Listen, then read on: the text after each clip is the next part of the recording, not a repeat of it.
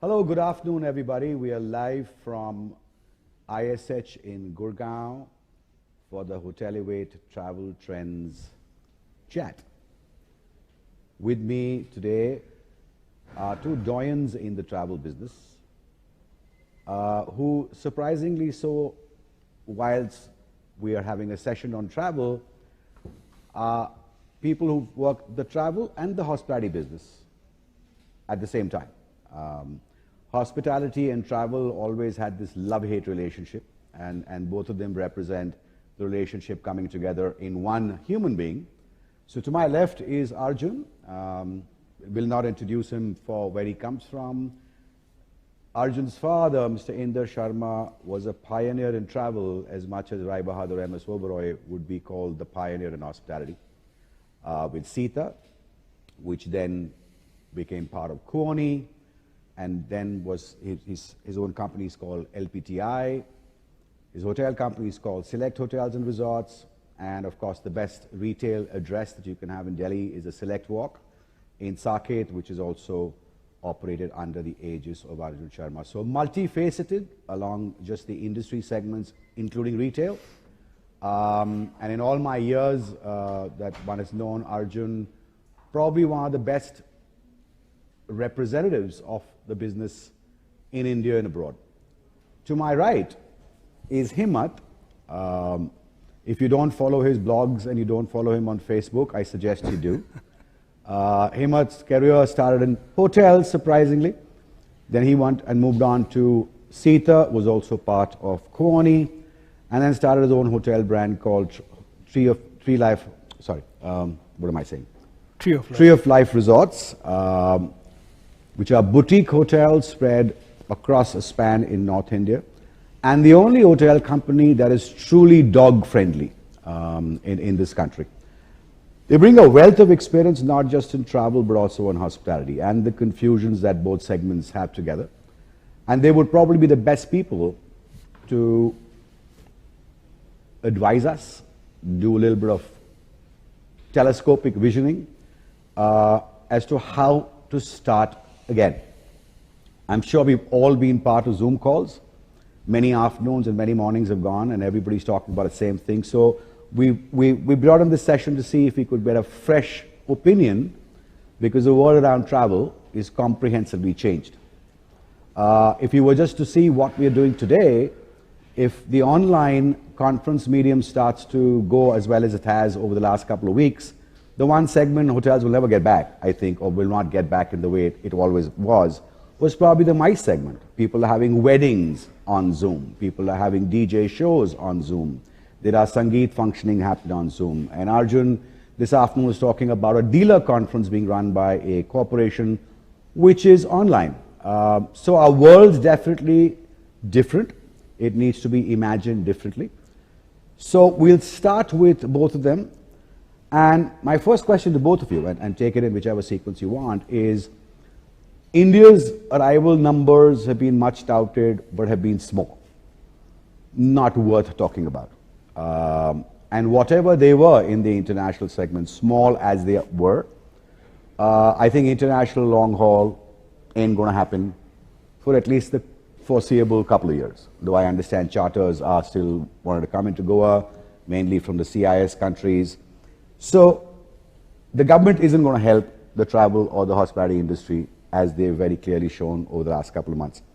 So if you were to go back into your rearview mirror, both of you, and said, what could the travel and the hospitality trade have done differently? And if now we have a fresh start, what could the travel trade do differently? And which segment would you like attacked and how? So let me go first with you. So thanks, Rattan. Thanks for having me here, and wonderful being at this ISH complex. I will take a minute to talk about it because I came here for the opening, and that was a couple of years ago, and I'm pleased to see that it's evolved even better. It's looking mature and it's looking fabulous. So congratulations to Dilip and his team for bringing this all together. World-class education for the next gen. And I hope many more students take advantage of this. Segmented purely into what is called the classical inbound business. there's the classical outbound business, there's the MICE business. I think all segments have suffered in the last few months, but I think the segment that will greatly suffer the most probably is the long haul inbound business that a large part of the travel industry was focused on. Now, in hindsight, very difficult to say what should have been done differently, because I think nothing and nobody prepared anybody for the eventuality that we are experiencing in this world as we see it. And it's not just an India focused story. This is a global phenomena. If you look at tourism into Phuket, if you look at tourism into classical destinations like Spain, which is one of the largest incoming recipients of tourism, they get some like 50 million tourists. And I understand, and I was reading some estimates that even if they reach 5% of that number in the coming year, they'd be happy, and that would demolish a whole bunch of infrastructure. I think while of course the inbound business and the classical tour operator business is very asset light, there's no real investment.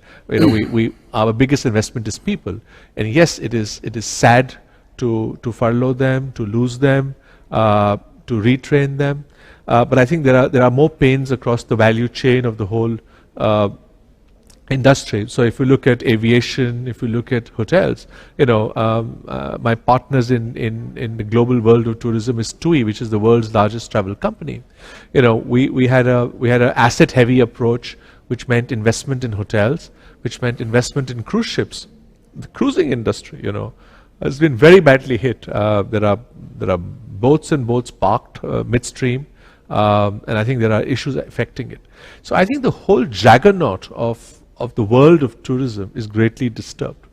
The one fortunate light that I see, and I see that because we are living in India, is India's large domestic market, which is something that a great part of the other world does not have. Yes, China has it, Russia has it, North America has it. But if you look at the classical recipient countries of tourism, if you look at Thailand, for example, if you look at countries like Spain, for example, their populations are far more disproportionately biased against domestic tourism.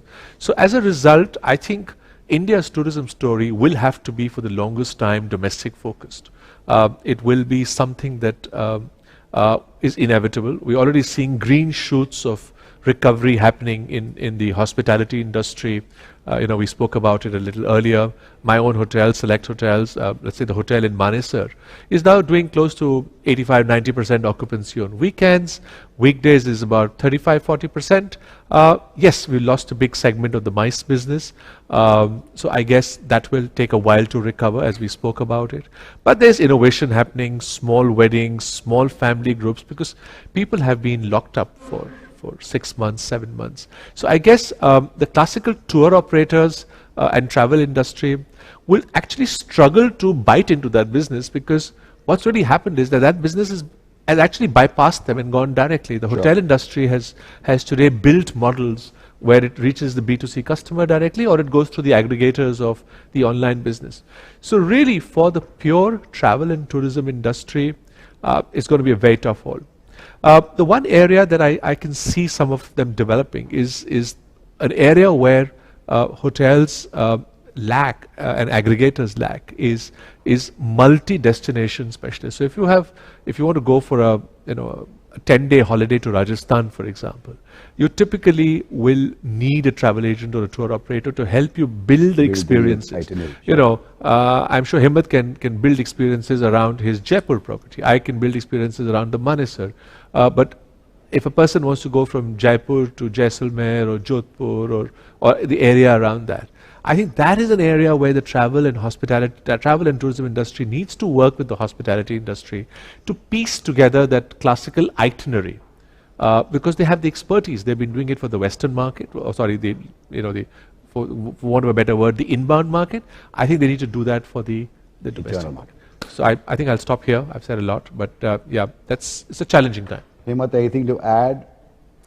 So let's just step away for a moment from actual travel and tourism. Because for me, travel and tourism is always about emotion. And let's take the recent emotion of the Prime Minister when he said Atma Nirbhar, right? Which is about self-reliance. And I think tourism has to wake up to the reality of self-assessment also. It's not only about self-reliance, it's about self-realization also. And realization of the fact is that we are living in a dream world when we say that tourism to India or in India can reach any great heights. It cannot. And I think it is really high time now, after 30 years, the industry realizes the fact that all these fancy figures of 10 million arrival, 20 million arrival, every minister coming giving us the same spiel is fairy tales. So let's, as industry, accept the fact we are actually incapable. And I say this with a lot of responsibility, because when you see after 20 years you're still discussing points which you discussed 20 years back, I think there is something basically wrong with the system.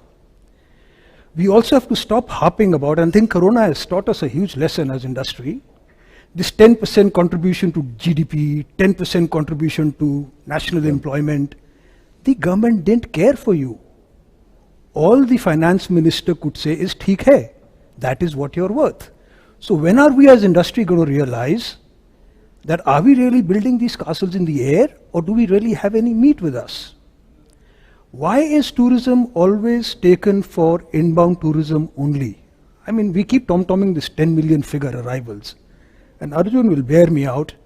I don't think for the tour operating community, actually it's more than 4 to 5 million worth people. That's the less and SARC. So I'm being generous and saying 4 to 5 million. I'd normally say 3, but it's already a very depressed COVID time. Let's put some positivity into the thing. I'm saying 5 million. On the other hand, you've got this supposedly 800 million domestic travelers and more probably. Let us say only 10% have paying capacity. Rest are all religion, dharamshala, although they in their own right contribute to roadside economy hugely. So there are 80 million paying domestic travelers versus 5 million inbound travelers. I mean, where should the focus be? So it really surprises me in all these years where the focus has continued to be on inbound, inbound and inbound. So I think that has to change. Fashionable to talk about international arrivals. So that's what it is. Right. And I think this whole focus must go away from that. Why can't state governments, even at the dharamshala level, if you're talking of 700 million travelers, that means something. How about giving some focus at the dharamshala level, at that ground level for tourism, and then see where the paying capacity can move, where the revenue generation can happen. So yeah, that's my take on as far as the tourism scenario is concerned. You also asked the next question as to what segments could we look at if you wanted to do. I think we've tried it all. All segments have been tried and we failed really everywhere. You've tried everywhere. What India really has to do, and I'm always a very firm believer that for me, tourism is never about monuments. Those days of selling monuments went back a decade ago. Tourism is not about monuments anymore. We continue to flog the Taj Mahal at every step. I think India needs to look at 3 real areas which you've tried always and always failed. One is soft adventure tourism. We've tried ever so often to get this off the ground. Nobody has taken this seriously enough. And I honestly blame the tour operating and the travel agent community also for this. I don't blame the government only. I think industry must take its responsibility for having just flogging Delhi, Agra, Jaipur, Jodhpur, Udaipur, and that is it. So there is one section which I think I firmly believe in is the adventure section. And I think Corona is now going to teach us, stay away from monuments, get into soft adventure, get into the mountains. Nature. You already see so much movement happening there. This should have happened years ago. So one section is there. In soft adventure, I also wonder, why do we undersell our product? I mean, imagine Rishikesh river rafting.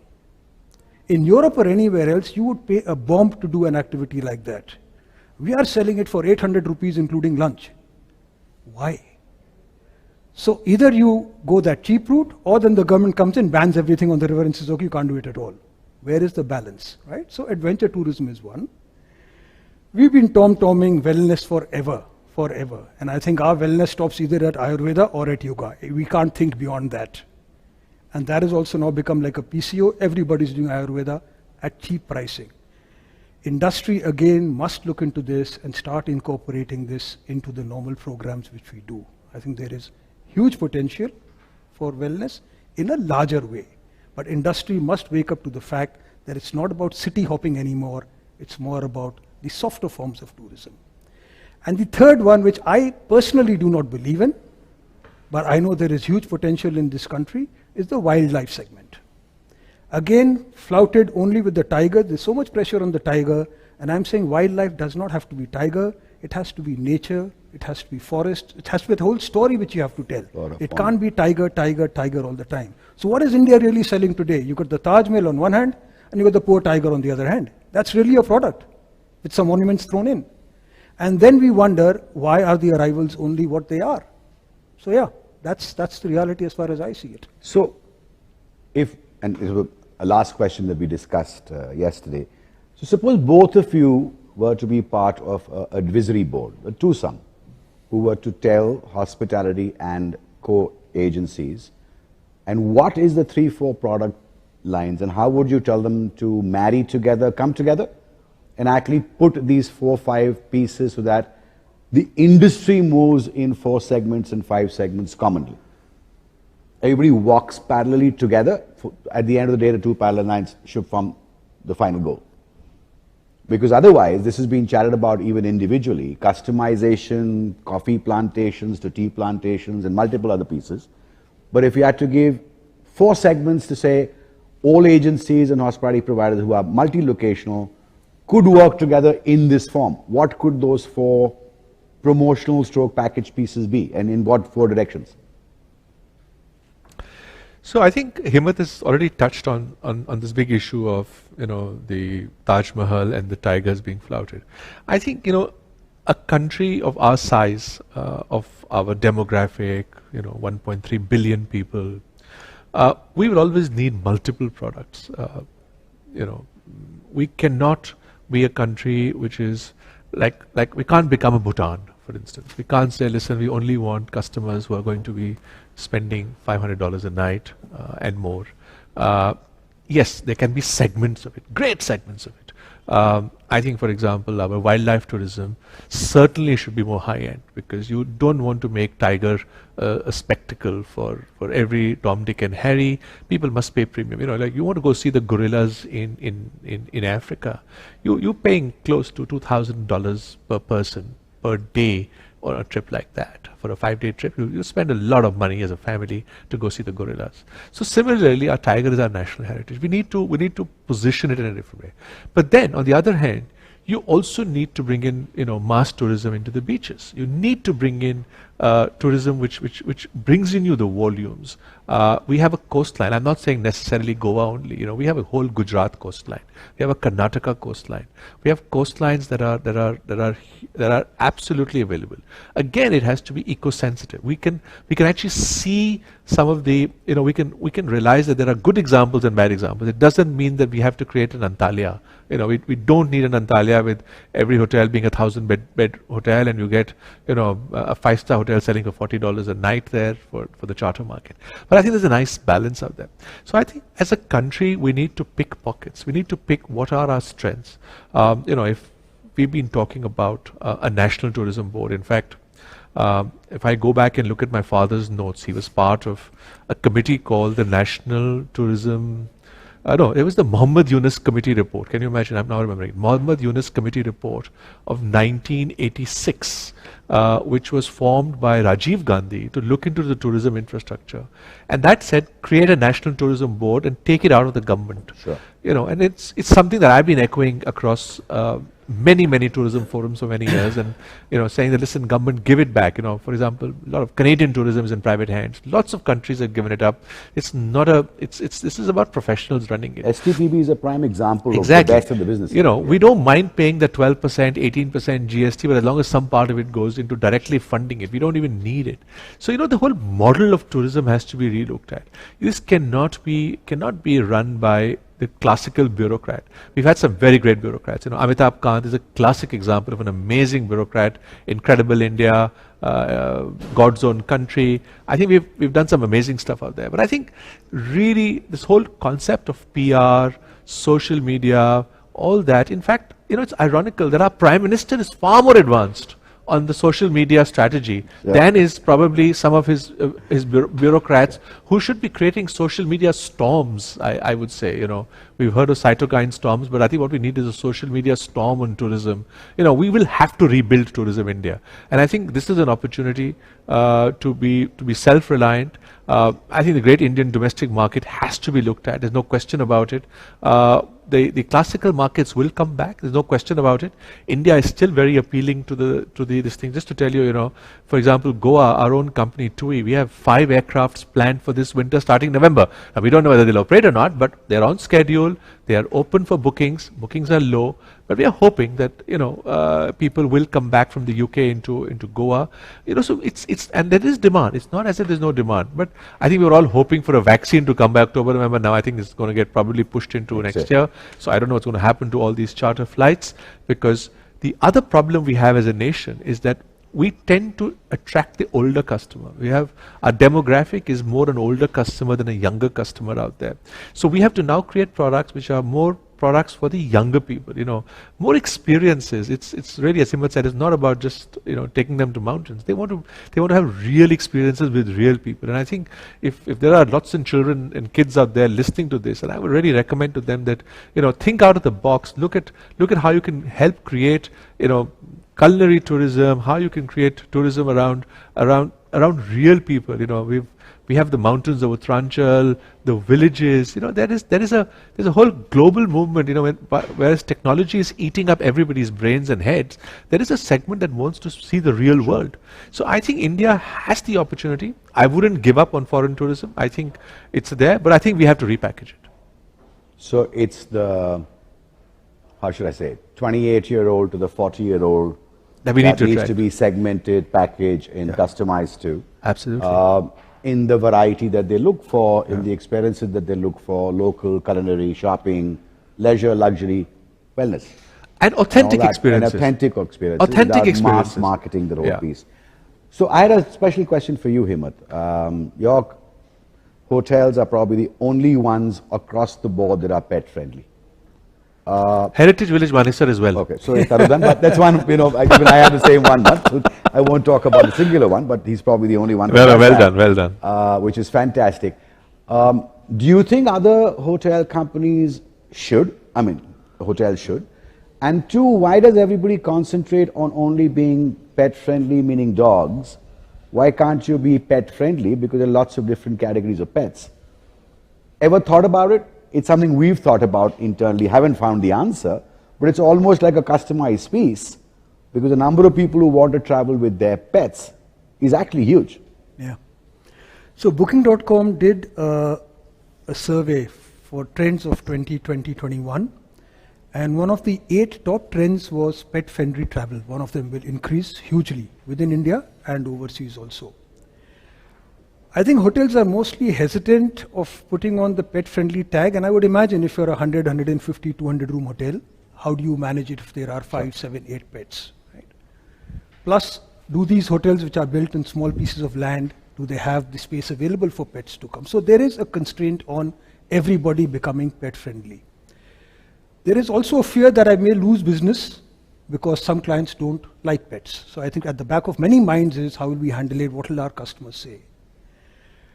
When we started Tree of Life, that was one part of being pet friendly, and we started from day one at the cost of losing human being clientele to pets. I was willing to make that loss. You've written about it. I said it doesn't matter to me because my priorities are very clear.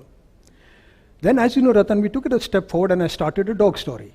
Now in a dog story, we've got 3 of them now, small units, but you can only stay there if you're traveling with a pet. Otherwise you cannot stay there. So I think one has to create a realization. And when we say pet, normally pet is assigned to dogs. We've had cats who stayed with us also. Okay. We've not had any birds and things like that as yet. But will we say no? Definitely not. I mean, you please bring who you want to bring. And that's the why it is termed pet friendly in a larger scale of things. And I'd love to see some other sort of just to interrupt here, at Manesar, at our heritage village, we've had a couple bring in their rabbits. We've had young kids bring in hamsters.